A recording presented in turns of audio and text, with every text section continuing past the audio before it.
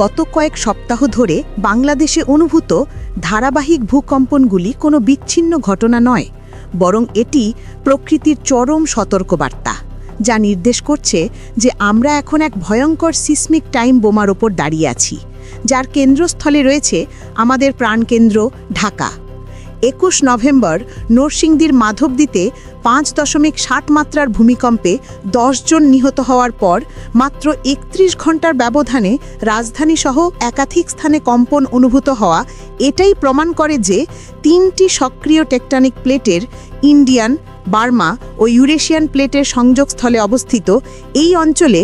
ভূ অভ্যন্তরে বিপুল শক্তি জমা হচ্ছে। ভারতীয় প্লেট বার্মা প্লেটের নিচে তলিয়ে যাওয়ার ফলে সৃষ্ট সাবডাকশন জোনে এরই মধ্যে ৮.২ থেকে ৯ মাত্রা শক্তিশালী ভূমিকম্প ঘটাতে সক্ষম শক্তি সঞ্চিত হয়েছে, যা যে কোনো সময় মুক্তি পেয়ে সর্বোচ্চ ৭ মাত্রার ভয়াবহ ভূমিকম্প রূপে আঘাত হানতে পারে।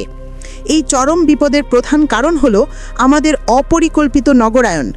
জাতিসংঘ অনুযায়ী প্রবল ভূমিকম্প ঝুঁকিতে থাকা বিশ্বের ২০টি শহরের মধ্যে ঢাকা দ্বিতীয়, যেখানে নরম পলি মাটির উপর গড়ে ওঠা এবং ৭ মাত্রার ভূমিকম্প সহনশীল নয় এমন প্রায় ৭৫% দুর্বল বহুতল ভবনের কারণে একটি ৬.৯ মাত্রার কম্পনও ৩.৫ লাখ ভবন ধস ও প্রায় ২ লাখ মানুষের মৃত্যুর আশঙ্কা তৈরি করেছে।